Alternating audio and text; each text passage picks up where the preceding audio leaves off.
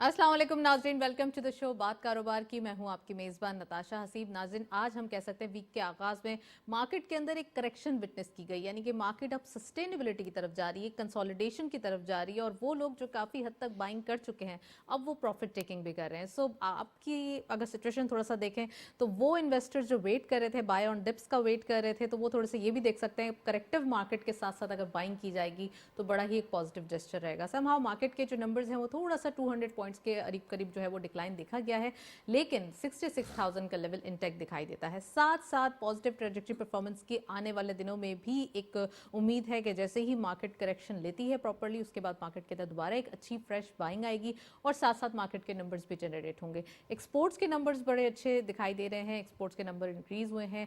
Amid inflation थोड़ा सा जो है वो हीटअप होता हुआ दिखाई दिया, लेकिन उसके साथ साथ ये भी कोशिशें की जा रही हैं कि चीज़ों को थोड़ा सा एक कंट्रोल, चीज़ों को थोड़ा सा जो है वो सेटिंग की जाए, क्योंकि यहाँ पे डॉलर की डेप्रिसिएशन देखी गई, रुपये अप्रिशिएट किया, गोल्ड जो है वो थोड़ा सा लोअर साइड पे रहा। हमने काफ़ी अरसे से इस पूरे वीक, सेकेंड वीक तक जो है वो देखा। और इसके साथ साथ अगर हम बात करें इंटरनेशनल मार्केट्स की, तो स्टॉक एक्सचेंज तमाम मार्केट के अंदर डोमिनेंट नज़र आती है। तो ये तमाम चीज़ें हैं जो मिलकर तमाम न्यूज़ जो है वो उसको इम्पैक्ट दे रही हैं। और साथ साथ SIFC का एक जो हमारे यहाँ एक SIFC की एपेक्स बॉडी है और इसके साथ साथ जो फैसिलिटेशन काउंसिल इसको बिजनेसेस को फैसिलिटेट कर रही है, FDI को फैसिलिटेट कर रही है, ये बड़ी इंपॉर्टेंट है।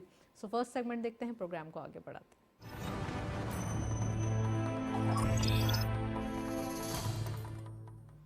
टॉपिक ऑफ द डे में आज हम बात करेंगे बिजनेसेस के पॉइंट ऑफ व्यू से सबसे ज़्यादा SIFC का जो हम जिक्र कर रहे थे, कितना ज़्यादा इंपॉर्टेंट है ये special investment facilitation council local businesses को भी और साथ साथ FDI को जो अट्रैक्शन के लिए ये अपेक्स बॉडी बनी है। ये तमाम हम कह सकते हैं कि पूरी ग्लोबली ये इतनी ज़्यादा अट्रैक्टिव है कि पाकिस्तान के लिए भी बड़ी विन विन सिचुएशन है कि वो आएँ और पाकिस्तान के अंदर लोग और इन्वेस्टमेंट करें और अपने जो बिजनेसेस हैं उसको ट्रिकल डाउन इफेक्ट देके आने वाले दिनों के लिए प्रॉफिट गेन करें। तो आज हम डिटेल डिस्कस करेंगे, साथ साथ हम बात करेंगे पाकिस्तान स्टॉक एक्सचेंज की डोमिनेंसी है जो तमाम स्टॉक एक्सचेंज में बेस्ट परफॉर्मेंस दिखाई दे रही है, बहुत ज़्यादा तेज़ी से आगे बढ़ रही है और मार्केट के नंबर्स या मार्केट की वैल्यूएशन वो भी डेली बेसिस पे स्ट्रांग हो रही है। लेकिन मार्केट की जो अभी प्राइस अर्निंग मल्टीपल है उसकी कैलकुलेशन बहुत ज़्यादा गुंजाइश रखती है। सो अभी क्या सिचुएशन है, आने वाले दिनों का ट्रेंड क्या है, आज हम डिटेल डिस्कस करेंगे और साथ साथ हम बात करेंगे ओवरऑल इकोनॉमिक सिचुएशन के हवाले से। So we have very exclusive panel. Afroz Merchant साहब ने हमें ज्वाइन किया है, आप कैपिटल मार्केट एक्सपर्ट हैं,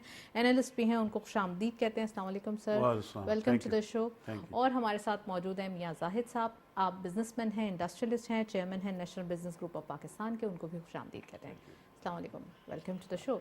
सो स्टॉक मार्केट की डोमिनेंसी के हवाले से बात हो रही है, तो मैं अफरोज मर्चेंट साहब से पूछना चाहूँगी। अफरोज मर्चेंट साहब, सबसे पहले ये बताइए कि स्टॉक मार्केट की आज वीक के आगाज़ में थोड़ा सा करेक्शन मोड देखा गया, जबकि हम पूरे तकरीबन अगर 2 महीने को ज़रा करीब करीब इसको अगर कैलकुलेट करें तो यहाँ पे पहले दिन यानी कि वीक के आगाज़ में मंडे के दिन इतनी ज़्यादा कोई फ्रेश बाइंग देखी जाती थी और 1000 पॉइंट्स या 800 पॉइंट्स तो कहीं नहीं जाते थे। सो आप कैसे देख रहे हैं मार्केट का ट्रेंड और साथ साथ जो मार्केट के अंदर कुछ लोग ये कह रहे थे कि करेक्शन नहीं आ रही है तो मार्केट हेल्दी ना रहे, तो ये तमाम रूमर्स को भी आप कैसे डिफाइन करेंगे? देखिए, पहले तो ये अगर आप फ्राइडे को देखें तो फ्राइडे के दिन हमारी मार्केट 1500 पॉइंट्स प्लस में क्लोज हुई। जी तो वो दैट वाज अ ह्यूज। हालांकि फ्राइडे जनरली जो वीकली जो फ्यूचर्स में एक्टिविटी करते हैं वो जनरली अपनी पोजीशंस को स्क्वायर अप करते हैं ताकि मल्टीपल कमीशंस ना देना पड़े जो वीकली कमीशंस होते हैं फ्यूचर में। लेकिन हमने देखा कि फ्राइडे को भी मार्केट जो है वो 1500 पॉइंट्स प्लस में हुई। अब उसमें ऐसा महसूस हो रहा था जब फ्राइडे के दिन करेक्शन नहीं हुई और काफ़ी दिनों से पूरा हफ्ता कोई करेक्शन नहीं हुई, इनफैक्ट 6 ट्रेडिंग डेज में कोई करेक्शन नहीं हुई। तो आज सुबह आप देखें तो मार्केट 800-900 पॉइंट्स भी माइनस हुई थी। लेकिन अगेन ये महसूस हो रहा है कि मार्केट में इतनी जान है कि वो क्लोज भी तो आप देखें 200 या 220 पॉइंट्स, 200 सम प्लस पॉइंट्स माइनस में क्लोज हुई है। तो इट सीम्स कि अभी भी जो है इसमें गुंजाइश काफ़ी है फ्रॉम फंडामेंटल्स को देखते हुए, और चीज़ें जिस तरह से इकोनॉमी की आहिस्ता आहिस्ता बेहतर हो रही है, तो होपफुली अभी भी जो है फंडामेंटल्स बेसिस पे अभी भी गुंजाइश है। राइट, फंडामेंटल्स बेसिस पे अभी गुंजाइश नज़र आती है। मैं इकोनॉमिक कंडीशन के हवाले से बात करना चाहूँगी। जाहिद साहब, आपको क्या दिखाई दे रहा है? तमाम अगर थोड़ा सा मंथ ऑन मंथ बेसिस पे या ईयर ऑन ईयर बेसिस पे अगर नंबर्स देखें तो वो तो बड़ा खुशाइन बात दिखाई देती है, लेकिन कुछ चीज़ें ऐसी हैं जो उसमें अभी भी गुंजाइश है कि काम करने की ज़रूरत है। तो ये ज़रा डिफाइन कीजिए। और जो स्टॉक मार्केट इसको एक इम्पैक्ट ले रही है, जो बड़ा एक पॉजिटिव डायरेक्शन दिखाई दे रहा है और सब बिजनेस कम्युनिटी भी इस चीज़ को समझ रही है कि बहुत एक अच्छे हैप्पी डेज चल रहे हैं, तो इसके बारे में बताइएगा। जी, बात यह है कि पाकिस्तान की इकॉनमी जो है काफ़ी अरसे के बाद अब बेहतरी की तरफ गामजन है और उसमें स्टेबिलिटी भी आई है, ख़ास तौर पे पिछले 2-3 महीनों में। जी।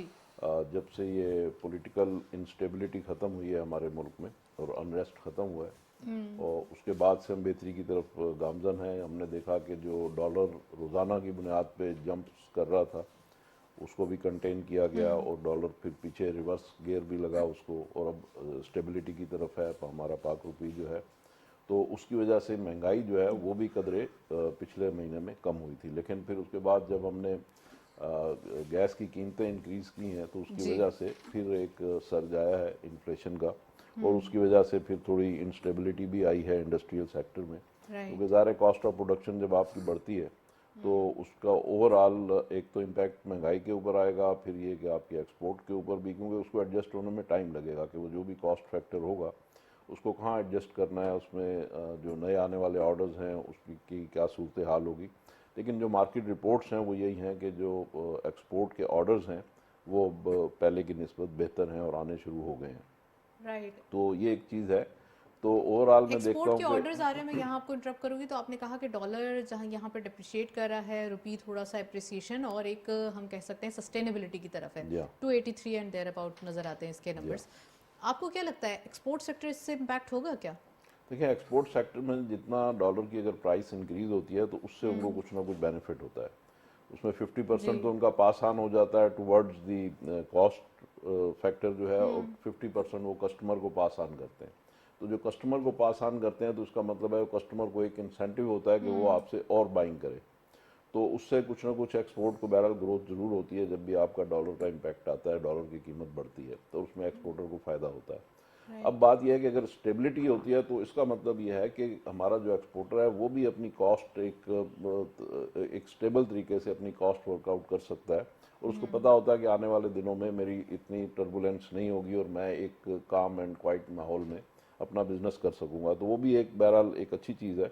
लेकिन ओवरऑल अगर हम देखते हैं तो इस वक्त जो मुल्क के अंदर जो सिचुएशन चल रही है, जो पॉलिटिकल इंस्टेबिलिटी खास तौर पर मैं इंडिकेट करूंगा कि उसकी वजह से, दूसरा ये कि SIFC, तो SIFC की वजह से भी अब लोगों में एक उम्मीद है, एक होप है कि जी हमारा मुल्क जो है वो एक जो क्राइसिस था उससे अब हम निकल आए हैं और अब हम स्टेबिलिटी की तरफ जा रहे हैं या प्रोग्रेस की तरफ जा रहे हैं। तो SIFC के तहत भी जो इन्वेस्टमेंट के जो प्लेजेस किए हैं, कुवैत ने भी किया है, सऊदी अरब ने भी किया है, UAE ने भी किया है, MOUs भी साइन हुए हैं, प्राइम मिनिस्टर जो वहाँ पे गए थे, राइट। और बड़ा अच्छा वेलकम गेस्चर था अभी COP28 में भी। हाँ, हमारा जो डेलीगेशन था उसके लिए। जी जी तो जी। ओवरऑल जो गेस्चर्स हैं पाकिस्तान के लिए वो बड़े एनकरेजिंग हैं। और फिर हमारे आर्मी चीफ आज गए हैं यूनाइटेड स्टेट्स वहाँ पे विजिट के ऊपर, तो उससे भी यकीनन अच्छी खबरें आएंगी और पाकिस्तान को अब इस तरीके से अच्छी खबरें आना शुरू हो गई हैं। अच्छा, हमारी जो रेमिटेंस है उसमें भी काफ़ी डिप था, लेकिन वो कदरे बेहतर होना शुरू हुई है। इसी तरह जी हमारा एक्सपोर्ट जी। में डिप था पिछले 6-7-8 महीनों से, तो उसमें भी अब इम्प्रूवमेंट आना शुरू हुई गोल्ड है। लोअर साइड पे है। आप तकरीबन हमने 3,000 एक दिन के अंदर गिरते हुए देखे हैं। एग्जैक्टली तो पर ओवरऑल तोला ये, बड़ा इंक्रीज एक तो फंडामेंटली हुआ अब है। स्टॉक मार्केट में जब हम देखते हैं तो उसमें देखें ना, एक ये बैरोमीटर है, उससे एक अंदाज़ा होता है कि लोग खुश उम्मीदी का इजहार कर रहे हैं। लोगों को अब पाकिस्तान के बारे में जो वसवसे और खदशात थे वो अब ख़त्म हो गए और अब वो आगे की तरफ देख रहे हैं और लुकिंग फारवर्ड अप्रोच है, बेहतरी की तरफ देख रहे हैं। तो एक ओवरऑल अच्छा माहौल बन रहा है, और मैं समझता हूँ कि अगर यही चीज़ इसी तरीके से रही और हमने किसी भी तरीके से अगर महंगाई को ज़रा सा काबू कर लिया, तो फिर इसका जो ट्रिकल डाउन इफेक्ट है वो आम पब्लिक की तरफ भी जाएगा। फिलहाल आम पब्लिक की तरफ शायद इसका ट्रिकल डाउन इफेक्ट उतना नहीं हो रहा, जो इकॉनमी बेहतर राइट। हो रही है। लेकिन लेकिन उम्मीद है जल्द, कि ये भी हो हाँ। सकता है। मैं अफरोज साहब से पूछना चाहूंगी। अफरोज साहब, इन्होंने आम पब्लिक के हवाले से बात कही है। आप इन्फ्लेशन को कहाँ जाते हुए देख रहे हैं? और दूसरा ये कि इन्फ्लेशन में थोड़ा सा एक हीटअप हुआ है। ही इज़ वेरी राइट, आपने भी ये इशारा दिया।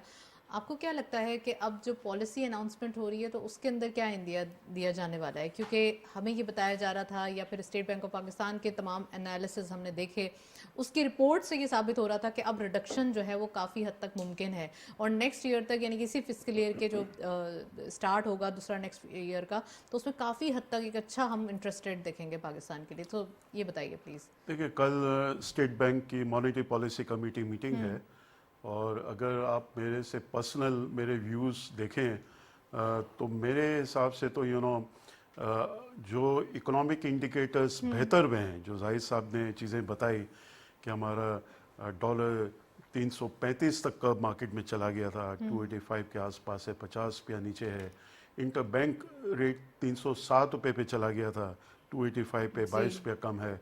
हमारा 76 ईयर हाई इन्फ्लेशन मई में हुआ था 38%, जो नवंबर के फिगर आए 29%। और जाहिद साहब बिल्कुल सही है, अगर गैस के इंक्रीज नहीं होते तो मजीद ये और कम होते हैं।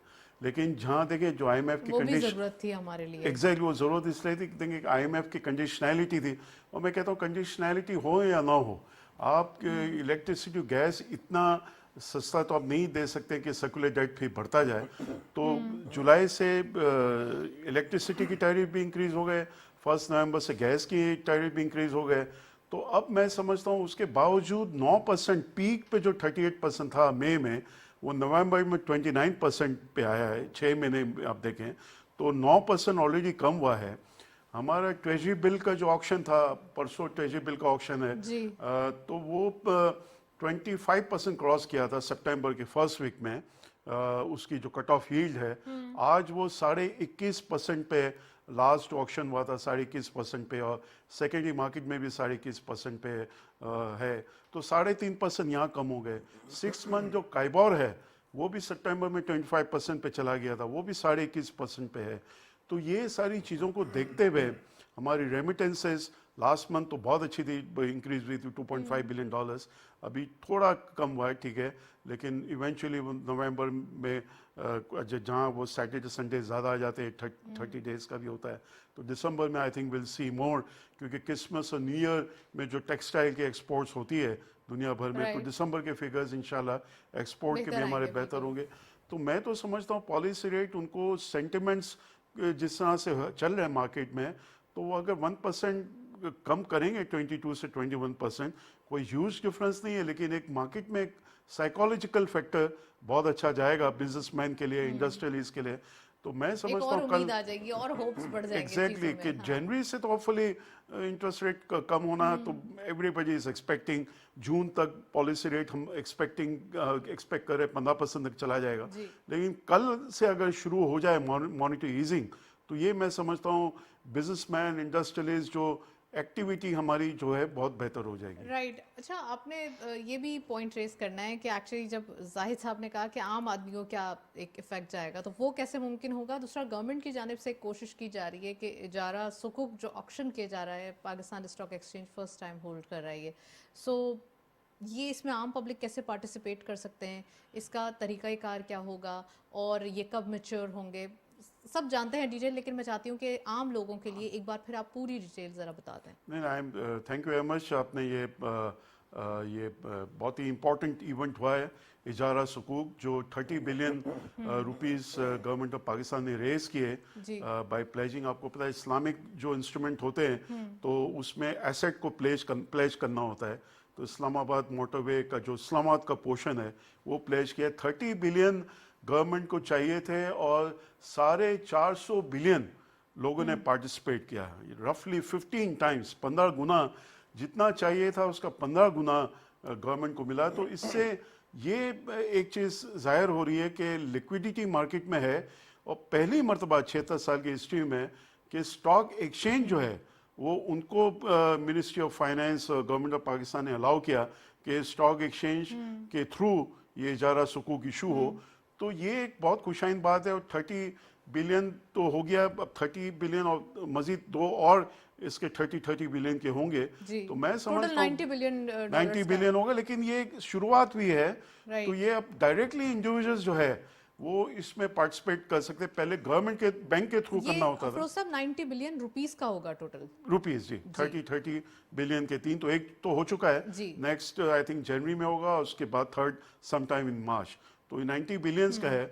आई थिंक कल जाके ट्रेजरी बिल्स और पीआईबी भी जो है वो भी है, हो सकता है जब सुकूक में इतनी कामयाबी हुई है तो वो भी स्टॉक एक्सचेंज के थ्रू, हालांकि primary dealers central deposit company, national clearing company तो प्राइमरी डीलर्स है, just like other banks, standard chartered and bank Alfalah and other banks, primary dealer तो बन गए, लेकिन स्टॉक ब्रोकर के थ्रू ये पहली दफा सुकूक इशू हुआ है। तो मैं वो समझता एक हूँ एक्सपीरियंस भी बड़ा अच्छा बहुत रहा अच्छा ना रहा कि है, एक चीज नई बहुत चीज जब positive, आती है तो बहुत बिल्कुल। अच्छा इसका and experience 19.5% government also benefited, because 19.5% पे ये कट ऑफ रेट आया है, जबकि ट्रेजरी बिल का जैसा मैंने अभी आप थोड़ी देर पहले बताया कि 21.5% पे ऑक्शन हुआ था, ऑल्टरनेट जो वेडनेसडे का ऑक्शन होता है जी, जी, परसों जी। है, तो वो उससे गवर्नमेंट को 2% कॉस्ट ऑफ बोरिंग कम में इनको ये पैसे मिले। तो ये बहुत ही एक सक्सेसफुल वेंचर था। मैं समझता हूँ इसमें क्रेडिट बहुत ज़्यादा हमारे डॉक्टर शमशाद अख्तर जो फेडरल मिनिस्टर फॉर फाइनेंस है, वो स्टॉक एक्सचेंज के भी चेयरपर्सन है, तो she understands both the capital market as well as कि भाई किस तरह से गवर्नमेंट को लोअर कॉस्ट ऑफ बोरिंग में, बिकॉज बिगेस्ट बोरो पाकिस्तान में तो गवर्नमेंट है, तो उसकी हमें कॉस्ट ऑफ बोरिंग को कम राइट करना टाइम है। पे राइट मेजर जो रिक्वायर्ड जी। था वो लिया गया। मैं जाहिद साहब आपसे पूछना चाहूंगी, आप भी इसमें कुछ ऐड करना चाह रहे थे। This is the first time in the history के ये जो इजारा सुकूक ऑक्शन किया गया और थ्रू स्टॉक एक्सचेंज इसमें पार्टिसिपेशन आम लोगों को भी मौका दिया गया, आप कैसे देखते हैं इसको? ये बहुत अच्छी और खुशाइन बात है और ये इनोवेटिव अप्रोच है। और डॉक्टर शमशाद अख्तर साहबा ने अभी थोड़े दिन पहले एक इंटरव्यू में भी ये कहा था कि हम नई नई प्रोडक्ट्स ला रहे हैं स्टॉक एक्सचेंज में, तो उससे देखें एक तो हमारी मार्केट का साइज बढ़ेगा, जी। दूसरी ये कि मार्केट में लोगों का ट्रस्ट बढ़ेगा, तीसरी ये कि उससे ट्रिकल डाउन इफेक्ट होगा और आम आदमी भी वहाँ पे एक छोटी इन्वेस्टमेंट के साथ भी वहाँ पे इन्वेस्ट कर सकता है और उसमें उसको उसके गेन्स मिल सकते हैं। तो ये एक बड़ी अच्छी बात है। तो इस तरीके से ओवरऑल जो पाकिस्तान की इकॉनमी है उसके ऊपर लोगों का ट्रस्ट बढ़ रहा है। फिर ये कि अब हमारी स्टॉक एक्सचेंज में जो फॉरेन इन्वेस्टर है उसने भी अब कदम रखना शुरू कर दिया है। पहले तो लोग जा रहे थे वापस अपने पैसे लेके, लेकिन अब यह है कि अब लोगों ने दोबारा फॉरेन इन्वेस्टर भी हमारी स्टॉक एक्सचेंज में आना शुरू हो गया है। तो हमारी जो ऑल्दो अभी बहुत सारे नहीं आए, उसके बावजूद हाँ मार्केट बड़ी हाँ, साइज लेकिन जो है वो मार्केट अप में कर चुकी बिल्कुल है। उसमें लोगों ने आना शुरू कर दिया है। और अब जाहिर है कि जब ये मार्केट और ऊपर जाएगी और इसी तरीके से अगर इसमें जो मेल प्रैक्टिसेस होती हैं और उसमें जो इसमें रेगुलेटर का बहुत बड़ा रोल है, तो अगर रेगुलेटर हमारे जो है और उसकी पॉलिसीज ठीक रहती हैं और ये चीज़ें इसी तरीके से चलती रहती हैं जैसे कि हमने ऑलरेडी माजी में हमारी भी मार्केट देखा। ओवर रेगुलेटेड है, हाँ, पहले ही हमारे नहीं स्टॉक नहीं, एक्सचेंजर्स। ओवर रेगुलेटेड या अंडर रेगुलेशन की बात नहीं है, प्रॉपर रेगुलेशन की बात यह है कि जब आप लोगों के हकूक का तहफ़्फ़ुज़ करते हैं। देखिए एक आम आदमी जो है उसको तो इस सारी टेक्निक्स का पता नहीं होता या टेक्निकलिटीज़ का पता नहीं होता, वो तो एक इनोसेंट बायर होता है। तो उसको जब आप प्रोटेक्ट करते हैं तो ये रेगुलेटर का काम है कि उसकी इन्वेस्टमेंट जो है वो प्रोटेक्टेड रहे। जी। तो ये अगर चीज़ें हमारी इसी तरीके से चलती रहेंगी तो मैं समझता हूँ कि ये फिर इसी तरीके से लोग इसमें इन्वेस्टमेंट करते रहेंगे। और पहले हमने देखा कि बहुत सारे लोगों की जो इन्वेस्टमेंट्स थी उनको बहुत ज़्यादा नुकसान भी हुआ स्टॉक एक्सचेंज में। लेकिन अब मैं अभी एक हमारे रेगुलेटर हैं स्टॉक एक्सचेंज के एमडी जो है उनका मैं इंटरव्यू सुन रहा था, तो उन्होंने कहा कि जी अब हम बड़े इसमें भी बड़े अच्छे जो एसईसीपी के साथ मिल के और हमने इसमें बड़े अच्छे रेगुलेशंस हमने इंट्रोड्यूस करवाए हैं और इसमें सॉफ्टवेयर भी इंट्रोड्यूस करवाए हैं और उसके नतीजे में हमारा जो इन्वेस्टर है उसका जो लॉसेज हैं जो पहले हुए हैं उनको, तो अब वो नहीं होंगे। तो ये इस तरीके से उन्होंने उनको प्रोटेक्ट ट्रांसपेरेंसी भी है किया, बहुत ज्यादा। ट्रांसपेरेंसी भी है। और ये कि कोई 2 4 या 10 आदमी मिल के कोई अपना कोई उसमें बना लें, कोई इस मोनोपोली तरह नहीं की हो सकती, मोनोपोली बना राइट। लें तो उसमें आम आदमी को नुकसान हो, तो अब उन चीज़ों का एतमाल नहीं है। तो ये एक चीज़ है जो आम आदमी की इन्वेस्टमेंट जो है उसमें प्रोटेक्टेड है। इसी तरीके से जो फॉरेन राइट। इन्वेस्टर है उसके लिए भी है। फिर ये कि स्कूक बॉन्ड जो है ये जारा जो है इस्लामी प्रोडक्ट है, तो इसमें हमारे लोगों का बड़ा ट्रस्ट भी है और लोग इसमें इन्वेस्ट करते हैं। तो ये सारी चीज़ें मिल मिला के एक अच्छा माहौल बन गया है और मैं समझता हूँ ये चीज़ें इसी तरीके से अगर आगे बढ़ती रहेंगी तो ओवरऑल पाकिस्तान में तो जाहिद साहब ये गवर्नमेंट जो को ट्रिगर्स हैं राइट टाइम पे राइट मेजर लेना, जैसे अफरोज साहब ने भी कहा कि फाइनेंस मिनिस्टर साहिबा शी नोज़ के स्टॉक मार्केट क्या है और वो she is already the chairperson of stock market, तो उनको आइडियाज़ हैं तमाम चीज़ें और जब उन्होंने एक राइटली मेजर लिया तो उसका एक बड़ा अच्छा आउटकम आ रहा है। आप क्या समझते हैं और ट्रिगर्स मार्केट के लिए या और ट्रिगर्स हमारी इकॉनमी के लिए जो बेहतरीन साबित होंगे आने आने वाले दिनों के लिए? लाइक अभी एक मेजर लिया गया है, थोड़ा अनपॉपुलर है, गैस टैरिफ को इंक्रीज करना। हमारी कंडीशनैलिटी भी थी, हमारी नीड भी थी, हम डेट का हिस्सा थे, उसको कंट्रोल भी किया गया, लेकिन उसके थोड़े से नेगेटिव इम्पैक्ट आए। तो ये भी थोड़ा सा हमें देखना पड़ेगा कि इसको कैसे कैटर देखिए किया जाए। उसमें थोड़े से नेगेटिव इम्पैक्ट्स नहीं है, उसमें बड़े स्ट्रॉन्ग नेगेटिव इम्पैक्ट्स हैं। और अभी पिछले गालबन मंडे को, जी ये मंडे नहीं पिछले मंडे को, हमारी तमाम कराची बेस्ड इंडस्ट्री ने स्ट्राइक भी की थी इसी कॉस्ट के इशू के Exactly. ऊपर। तो ये एक बहरहाल एक सोरिंग पॉइंट है हमारा कि इसको हमें किस तरह कंटेन करना है, और इसमें कंटेन करने लेकिन का अब वक्त भी आ गया है ना थोड़ा सा ऑल्टरनेटिव रिसोर्सेज हाँ के हाँ बारे में उसमें सोचने के देखें, लिए। एक तो यह है कि अल्टरनेट एनर्जी के बारे में हमें जाना होगा, दूसरे इसमें फाइन ट्यूनिंग करनी होगी, तीसरे इसमें कि कैपेसिटी पेमेंट हम जो बिजली के शोबे में कर रहे हैं उसको हमें थोड़ा सा देखना होगा, एड्रेस करना होगा। गैस के जो बिल नॉन पेमेंट्स हैं उसको देखना होगा। देखें ये जो भी प्राइस इंक्रीज की है इन्होंने, तो इससे 863 अरब रुपए साल के इन्होंने जनरेट किए हैं। इसका मतलब है कि इतने ह्यूज लॉसेस थे इस शोबे में, और इसके फर्दर इन्वेस्टमेंट भी इनको दरकार थी, जिसके लिए 863 अरब रुपए जनरेट किए गए। तो बात यह है कि इन चीज़ों को एड्रेस करने की ज़रूरत है। ये तो एक शॉर्ट टर्म मेजर था कि हमने प्राइस इंक्रीज़ कर ली, लेकिन जहां हमें लॉसेस हो रहे हैं, जो स्टेट ओन्ड एंटरप्राइजेज हैं जिनकी वजह से ये सारे प्रॉब्लम होते हैं, जो कॉस्ट हमारी बढ़ती है, वो सारे इन्हीं की वजह से हैं। तो उन चीज़ों को हमें एड्रेस करना होगा कि हमारी जो एनर्जी के शोबे में लॉसेज हैं, अगर हम एनर्जी को सोलर के ऊपर हम चले जाते हैं, हमारा विंड के ऊपर हम जाते हैं, तो हमारी जो एनर्जी बास्केट है उसमें जो हमारा शेयर है इसका सोलर का और विंड का वो बहुत कम है।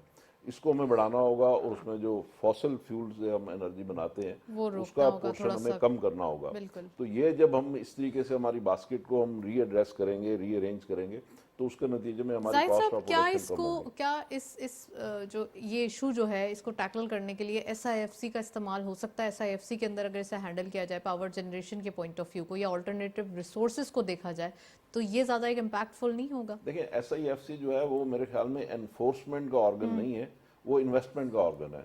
तो आप उसके ज़रिए से लोगों को अट्रैक्ट करते हैं कि वो इन्वेस्टमेंट लेके आए और नए शोबों में लेके आए। जैसे 5 शोबे उनको पहले उन्होंने दे आइडेंटिफाई दिए, किए बिल्कुल। थे, हाँ, उसको करें।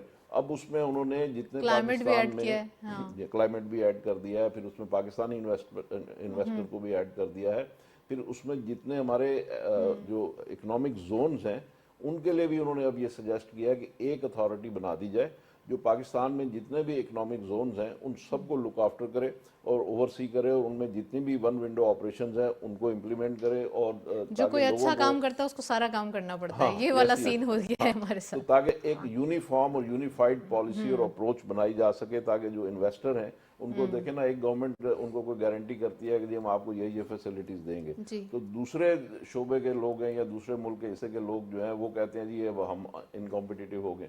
तो इसलिए एक होलिस्टिक अप्रोच बनाने की ज़रूरत है, और उसमें एक यूनिफाइड अथॉरिटी अगर बना रहे हैं, अभी प्रपोज किया उन्होंने SIFC को, एक वर्किंग ग्रुप इन्होंने बनाया था अहमद फवाद साहब की ज़ेर निगरानी, तो उन्होंने अभी इसमें किया है। तो मैं समझता हूँ कि ये भी एक अच्छी बात है। तो उसमें बिजनेसमैन जो है उसको जो इधर से उधर पिलर टू पोस्ट दौड़ना भागना पड़ता था वो वो चीज़ें नहीं ठीक होगा। होंगी। हाँ, तो आहिस्ता आहिस्ता मैं देख रहा हूँ कि ये चीज़ें जो है वो अब सही डायरेक्शन की तरफ, सारे लूप होल्स फिक्स किए जा लूप रहे होल हैं। जो है फिक्स हो रहे हैं, और सारी चीज़ों को ये जितने भी थे उनको प्लग किया जा रहा है इस तरह से चीज़ों को। राइट। अफरोज साहब से पूछेंगे। अफरोज साहब, स्टॉक मार्केट के हवाले से ही बात कर रहे हैं, बिजनेसेस की कंडीशन आप देख रहे हैं, कुछ ऐसे मेजर्स दिए जा रहे हैं जिसके थोड़ा सा एक अगर नेगेटिव भी इम्पैक्ट हो, लेकिन हमारे मुल्क के जो वो मेजर्स थे जो काफ़ी अरसे से नहीं लिए गए थे, या मेरिट बेस्ड जो मेजर्स थे वो भी लिए जा रहे हैं। अब आप क्या समझते हैं अफरोज साहब, जो स्टॉक मार्केट के फंडामेंटल्स हैं वो कहाँ खड़े हैं? और दूसरा ये कि जो मार्केट परफॉर्मेंस इस वीक का स्टार्ट हुआ है करेक्टिव मोड पे, वो आपको लगता है इस पूरे वीक जो करेक्शन में ही जाएगा, या फिर अब कल से हम फिर अगेन मार्केट में कुछ देखेंगे? देखें, जो लॉन्ग टर्म इन्वेस्टर है वो ये देखता है कि 6.5 साल पहले जब इंडेक्स ने पीक किया था 53,000 पे, तो वो 6.5 साल के बाद आज इंडेक्स क्या है। अब 6.5 साल पहले 53 पे पीक किया, उसके बाद गिरना शुरू हुआ, तो वो फंडामेंटल रीज़न नहीं थी, वो नॉन फंडामेंटल रीज़न थी, पॉलिटिकल Right. इंस्टेबिलिटी थी। जो गवर्नमेंट थी उसको हटाया गया, तो उसके बाद मार्केट गिरते रहे। और अभी क्या तो डिफरेंस है? अब देखें, अब कंसिस्टेंसी काफ़ी है इस वक्त, पॉलिटिकल स्टेबिलिटी काफ़ी है। इस वक्त जो है इलेक्शंस की डेट अनाउंस हो चुकी है 8 फरवरी में, और इस वक्त SIFC का बड़ा एक रोल है कि कोई भी गवर्नमेंट आए, वो chief of the army staff will always be part of this council, ठीक है ना। तो ये एक मैं समझता हूँ कि लोगों को इतने एमओयूज, तो मुझे याद नहीं पड़ता है कि इंटरिम गवर्नमेंट ने इतने एमओयूज साइन किए हैं, किसी शायद 5 ईयर टेन्योर में इतने नहीं हुए होंगे। तो ये तो एक बहुत खुशाइन बात है कि इसमें लोगों को भी ये समझ है कि भाई एसआईएफसी का ऐसा नहीं कि गवर्नमेंट चेंज होती है, पॉलिसी शुड कंटिन्यू। अब ये होगा कि पॉलिसी जो है कंटिन्यू रहेगी इंशाल्लाह। तो अब तो 53,000 से 25% मार्केट बढ़ी है, 13,000 पॉइंट्स, विच इज ओनली 25%। जबकि प्रॉफिटेबिलिटी जो केएससी 100 इंडेक्स है, ये 550 कंपनी का इंडेक्स तो नहीं है ना, ये सब बाकी 450 कंपनी, जो 100 कंपनी है उसमें 80% कंपनी ऐसी है जिसकी प्रॉफिटेबिलिटी 80% कंपनीज वो है जिसकी प्रॉफिटेबिलिटी डबल हो गई है। तो दुनिया भर में जहाँ प्रॉफिट डबल होता है उसकी प्राइस भी डबल होती है और इंडेक्स भी डबल होता है। जबकि अभी भी बहुत सारे स्टॉक्स में जहाँ गुंजाइश है कि अभी इंडेक्स हमारा सिर्फ 25% है, इनफैक्ट 100% बनना चाहिए, इसलिए उसको मेजर किया जाता है स्टॉक मार्केट को प्राइस अर्निंग्स मल्टीपल्स पे। आज भी वो 5 के नीचे है और आइडियली 10 पे होना चाहिए। हिस्टोरिकली 8 और 10 की पी पे रहा है, तो 10 की पी आप सोचे जब आज 5 पे है तो 10 पे जाता है तो क्या इंडेक्स होना चाहिए। हमारे जो नेबरहुड में जितनी मार्केट्स हैं अगर हम बात करें तो उनकी पी क्या है? ये तो मैं आपको बताऊं कि मैं तो बॉम्बे स्टॉक एक्सचेंज से तो कंपेयर ही नहीं कर रहा हूँ। बॉम्बे स्टॉक एक्सचेंज की पी 23 है आज, हमारी पी 5 है। न्यूयॉर्क स्टॉक एक्सचेंज की पी 30 प्लस है, नैस्डैक की पी 40 प्लस है। मैं तो पाकिस्तान को पाकिस्तान से कंपेयर कर रहा हूँ। और क्यों हमारे यहाँ 91 में हम इंडिया से ज़्यादा आगे थे।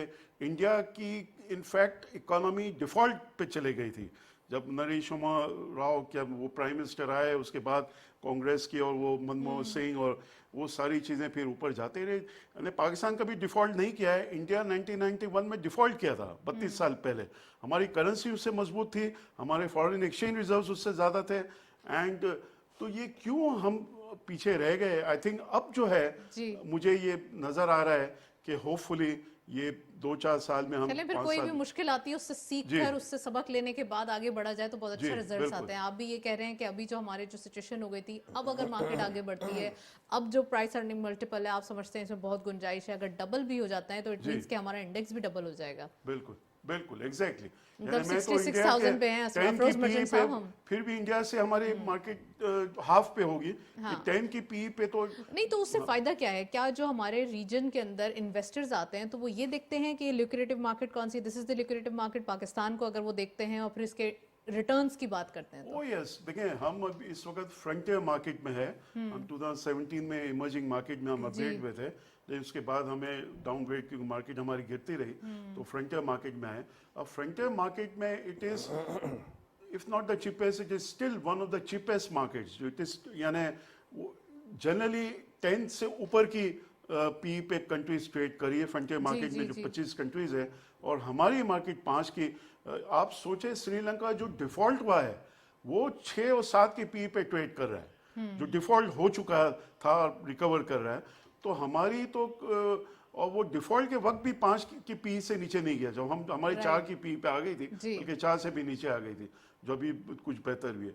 तो मैं समझता हूँ कि सिर्फ political stability is the only difference between India and Pakistan and Bangladesh and Pakistan. One last question, अगर हमारी मार्केट के फंडामेंटल्स और हमारी मार्केट की स्पीड ऐसे ही दिखाई देती रही जो कि अभी nowadays we are witnessing, वो आने वाले दिनों में हम कितने अरसे में अपनी जो ये प्राइस एंड मल्टीपल है इसे थोड़ा सा अपग्रेड कर पाएंगे? देखिए जो अगर मार्केट में जिस तरह से रिसर्च हो रहा है and the large brokerage houses they are expecting कि वो अगर 7 या 8 पे भी आ जाए, इस वक्त 5 पे है, वो कह रहे हैं दिसंबर 2024 तक कोई 80,000 इंडेक्स को प्रेडिक्ट कर रहा है, कोई 90,000 कर रहा है। डिफरेंट जो बड़े ब्रोकरेज हाउसेस है जहाँ काफी इन डेप्थ रिसर्च होती है, तो 90,000 तक प्रेडिक्ट किया जा रहा है दिसंबर 2024 तक। राइट चलें जी, मैं लास्ट क्वेश्चन मींस क्या अभी मैं जाहिद साहब से पूछना चाहती हूँ। जाहिद साहब, अब इकोनॉमिक नंबर्स की वजह से हम स्टॉक मार्केट के अंदर भी बड़ी एक तेज़ी से एक्टिविटी देख रहे हैं। डेली बेसिस पे एक फास्ट ट्रैक पे मार्केट को देखना, इन्वेस्टर्स का पार्टिसिपेट करना, वॉल्यूम्स जनरेट होना, वैल्यू वाइज एक अच्छा काम हो गया। तो ये चीज़ें जो है वो बेहतरी की एक उम्मीद है वो जगा रही है। साथ साथ इन्वेस्टर्स भी देख रहे हैं, जो फॉरेन इन्वेस्टर्स हैं वो इतने अरसे बाद स्टॉक मार्केट में आ रहे हैं। अब आप जो ट्रिगर्स देख रहे हैं हमारी मार्केट, हमारी इकोनॉमी के अंदर, वो क्या है? और दूसरा ये कि अब आपने इंडस्ट्रीज के हवाले से गैस का एक थोड़ा सा इशू बताया कि कब तक सॉर्ट आउट हो जाएगा, और इंडस्ट्रियल जो एक रेवोल्यूशन है या जो इंडस्ट्रियल एक्टिविटीज़ हैं तेज़ी के साथ बढ़ना, वो हम कब तक देखेंगे? देखिए, बात ये है कि स्टॉक मार्केट जो है वो एक एस्पेक्ट है हमारी इकोनॉमी का, वो कंप्लीट टोटल एस्पेक्ट नहीं है, एक एस्पेक्ट है। हमारी असल बात जो है, जो हमारी इकॉनमी है, और SIFC के तहत भी जो हमने चार पांच शुबे उसमें हमने डाले हैं, जिसमें माइंस एंड मिनरल है, जिसमें एग्रीकल्चर है, जिसमें इस तरह से। तो असल चीज़ क्या है हमारी, हमारी जो मुल्क है हमारा किस चीज़ पे चल रहा है? हमारा मुल्क जो चल रहा है वो चल रहा है हमारी इनकम कितनी है, यानी हमारी फॉरेन रेमिटेंस कितनी है और हमारी एक्सपोर्ट कितनी है। वो इस साल की जो टोटल फोरकास्ट है इस मालियाती साल की, वो तकरीबन दोनों को मिला के कोई 55 अरब डॉलर है। अब हमारी जो इंपोर्ट्स हैं वो होंगी तकरीबन 70-75 अरब डॉलर की। अब अगर 70-75 अरब डॉलर की अगर देखें, अगर हम अपनी इंपोर्ट्स को कर्ब करते हैं या बहुत कम करते हैं तो हमारी उससे GDP कम होता है।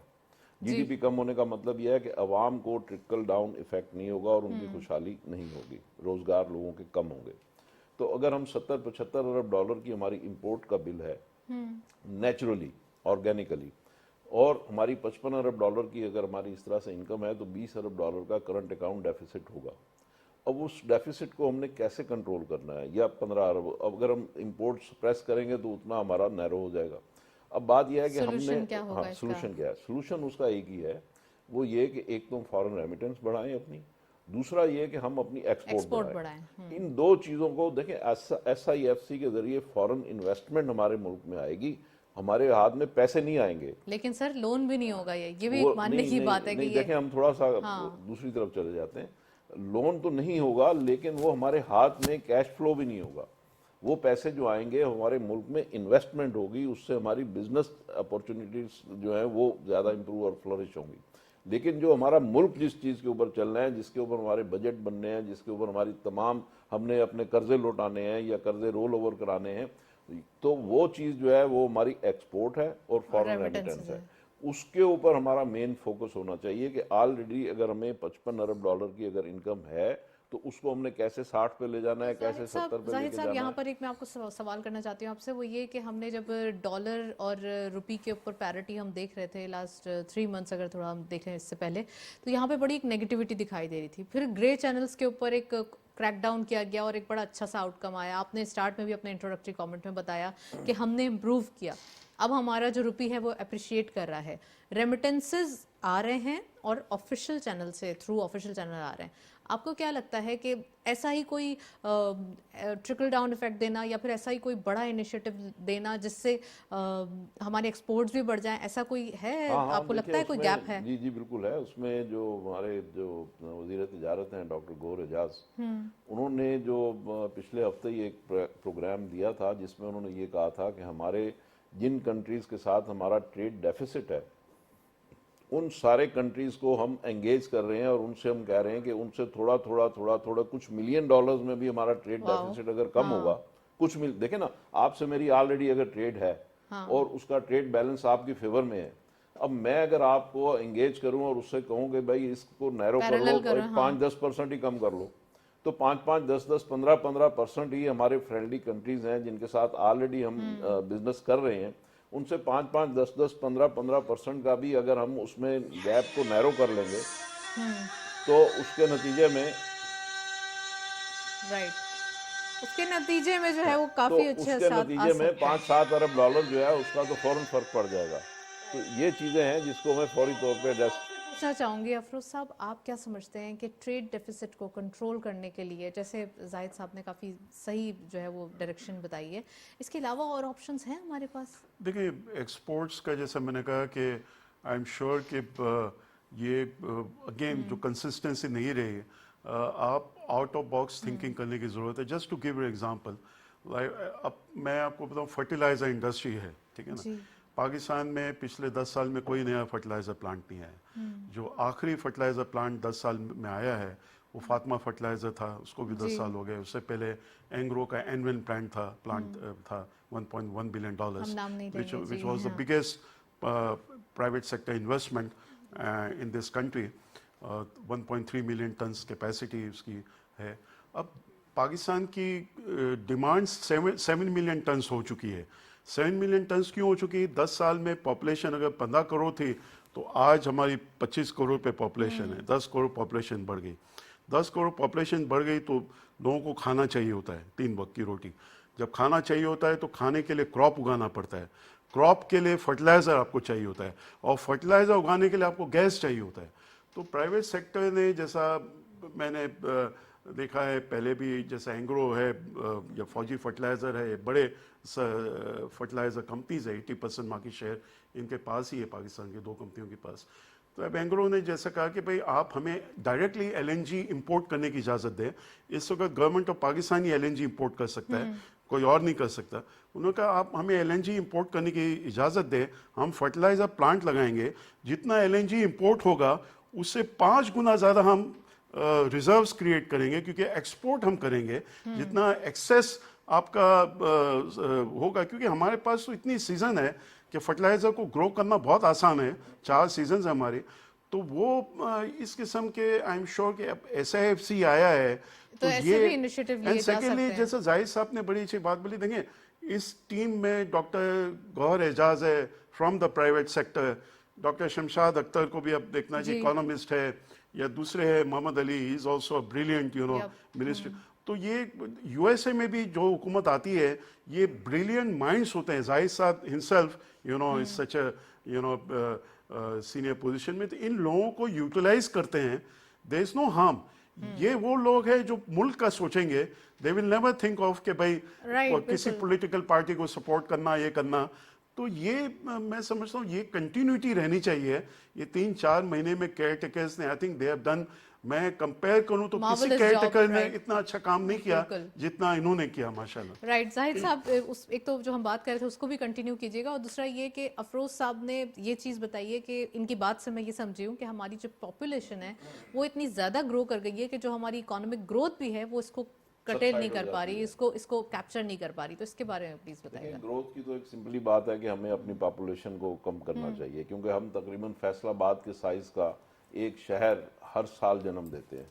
अब आप अंदाज़ा लगा लीजिए कि इतने लोगों के लिए कहाँ से आप उनको फूड देंगे, कहाँ से आप उनको राइस देंगे, कहाँ से आप उन्हें सीवरेज देंगे, वाटर देंगे। ये सारी चीज़ें एक फैसलाबाद के साइज़ का शहर हर साल आप आबाद करते हैं। तो ये चीज़ें जो हैं, ये तो खैर एक समझने की ज़रूरत है कि इसको हमें पॉपुलेशन को कम करने की ज़रूरत है। दूसरी तरफ यह है कि हमें अपनी इंडस्ट्री को मज़ीद ग्रो करने की ज़रूरत है, क्योंकि इंडस्ट्री एक ऐसा शुबा है कि जिससे आप टैक्स भी देते हैं, जिससे आप लोगों को रोज़गार भी देते हैं, जिससे आप इनोवेशन भी करते हैं, जिससे आप एक्सपोर्ट भी करते हैं। तो ये शुबा जो है इसको हमें प्रमोट करने की ज़रूरत है, और उसके लिए फिर अगेन वही बात है कि हमारी कॉस्ट ऑफ डूइंग बिजनेस जो है वो हमें दूसरे ममालिक के मुकाबले में कंपैरेटिव रखनी होगी, कॉम्पिटिटिव रखनी होगी, और उसका हल हमारे दरमियान मौजूद है। क्योंकि हम कैपेसिटी पेमेंट जो इलेक्ट्रिसिटी की करते हैं तो उसको हमें सही से रिविजिट करने की ज़रूरत है, और उसके भी सलूशन मौजूद हैं, उसको हमें देखना चाहिए। हमें सोलर पे जाना चाहिए, हमें विंड के ऊपर जाना चाहिए, और अल्टरनेट एनर्जी के जितने भी रिसोर्सेज जो अभी पॉसिबिलिटीज हैं आप उसमें क्या देखते हैं? उनको यूटिलाइज करना चाहिए। हमें इसी तरीके से हाइडल पावर के ऊपर जाना चाहिए। तो ये सारी चीज़ें जो है, इसी तरीके से जो हमारे लॉसेज हैं उनको हमें प्लग करना चाहिए। ये मतलब कोई इतनी मुश्किल बातें नहीं है, दुनिया में ये सारे काम होते हैं और हो रहे हैं। दुनिया में हर मुल्क में 4 सीजन भी होते हैं, और उनकी विंटर में एनर्जी की बिजली की रिक्वायरमेंट कम हो जाती है, गर्मियों में बढ़ जाती है। हमारे यहाँ भी ऐसे ही है, दूसरे इंडिया में भी ऐसे ही सब। लेकिन ये कि लोग उसका हल निकालते हैं, हमें भी उसका हल निकालने की ज़रूरत है, और ऐसी कोई मुश्किल बात नहीं है। इन चीज़ों के सबके हल और सोल्यूशन मौजूद है। और मैं जो चीज़ देख रहा हूँ कि अब जिस तरीके से हमारे मुल्क में काम हो रहा है, अब पाकिस्तान को इंशाल्लाह अल्लाह के फजल करम से तरक्की करने से कोई रोक नहीं सकेगा। अब पाकिस्तान आप देखिएगा, या आप मेरी बात नोट कर लें, जो सामीन आपके देख रहे हैं, अगले 1-2 महीनों में, 3 महीनों में, यानी अभी हम उस इरा में दाखिल हो चुके हैं कि जहाँ पाकिस्तान की प्रोग्रेस शुरू हो गई है। और अगले आप टाइम में देखिएगा कि पाकिस्तान जो है इंशाल्लाह स्काई रॉकेटिंग तरक्की करेगा और हम अपनी Right. जिंदगियों में इंशाल्लाह बिल्कुल, देखेंगे इंशाल्लाह, कि लोगों को इंशाल्लाह। इसके फ्रूट्स मिलना शुरू हो जाएंगे। बिल्कुल फ्रूट्स के जो एक इम्कानात हैं वो नज़र तो आ ही रहे हैं, और जब राइट डायरेक्शन में आप रूट कॉज को देखें तो फिर उसके बाद आप उसके फ्रूट की भी जो है वो एक एक्सपेक्टेशन कर सकते हैं। मैं अफरोज़ साहब से पूछूंगी। अफरोज़ साहब, स्टॉक मार्केट के हवाले से बात करूंगी, प्रोग्राम में कुछ मिनट्स बाकी हैं। आप क्या समझते हैं सर, कौन से सेक्टर्स हैं जो ज़्यादा डोमिनेट कर रहे हैं, और जो न्यू इन्वेस्टर्स आ रहे हैं जिनकी एक कोशिशें हैं कि वो एक अच्छा एक मार्केट के लेवल्स को देखते हुए उन्हें लग रहा है कि वो अभी काफ़ी लेट हो चुके हैं, तो उनको क्या एडवाइस करेंगे? देखिए, जैसा मैं हमेशा कहता हूँ कि एक आम इन्वेस्टर को उसको 80% कम अज़ कम उसका इन्वेस्टमेंट ऐसे स्टॉक्स में होना चाहिए जिसको हम इन्वेस्टमेंट स्टॉक्स कहते हैं। इन्वेस्टमेंट स्टॉक्स वो है जो हर साल कितना भी इंडेक्स हो 2 से 4 मरतबा आपको डिविडेंड देता है। तो वो इस दफ़ा अगर आप देखें तो पिछले ये बहुत अरसे बाद ऐसा हुआ है कि जो 80% जो स्टॉक्स इन्वेस्टमेंट स्टॉक्स 50% से ऊपर बढ़े हैं, जबकि बहुत कम ऐसा होता है। नॉन इन्वेस्टमेंट स्टॉक्स इतना ज़्यादा नहीं बढ़े जितना इन्वेस्टमेंट स्टॉक्स बढ़े हैं, क्योंकि ये बहुत ज़रूरी है कि ट्रेडिंग या शॉर्ट टर्म इन्वेस्टमेंट का जो पोर्शन है वो 20% होना चाहिए, लॉन्ग टर्म इन्वेस्टमेंट का पोर्शन 80% होना चाहिए। और जो सक्सेसफुल इन्वेस्टर है वो मरने के बाद भी शेयर्स नहीं बेचते हैं। They buy for investment and it goes to the legal heirs, and I have seen in the market remaining for the entire 76 years now since day one of stock exchange, our family, third generation, हमने यही देखा है जो investor जो है ना long term में वही बेनिफिट करता है जो इन्वेस्टमेंट स्टॉक्स लेता है। राइट, तो आपने सेक्टर्स नहीं बताया कौन से डोमिनेट कर रहे हैं सेक्टर्स देंगे, सेक्टर्स अगेन जो from dividend perspective, banking sector is very high paying dividend sector, fertiliser sector है, पावर सेक्टर है, एक्सप्लोरेशन प्रोडक्शन कंपनी जिसमें प्राइवेट सेक्टर की डिविडेंड यील्ड बहुत अच्छी है जी। तो ये सारे सेक्टर्स है। आप देखें कि इसमें डिविडेंड आज 20-20% बैंक दे रहा है। अभी तो प्राइसेस बढ़ गई है, लेकिन कुछ बैंक्स में तो 45% तक डिविडेंड यील्ड मिल रहा था, यानी जो ट्रेजरी बिल 25% हाईएस्ट दिया है 76 साल में, उससे 20% ज़्यादा मिल रहा था। तो अभी इसीलिए लोगों ने रियलाइज़ किया है और इन ब्लू चिप स्टॉक्स की प्राइसेस ज़्यादा बढ़ी है। राइट, सेविंग्स के हवाले से अक्सर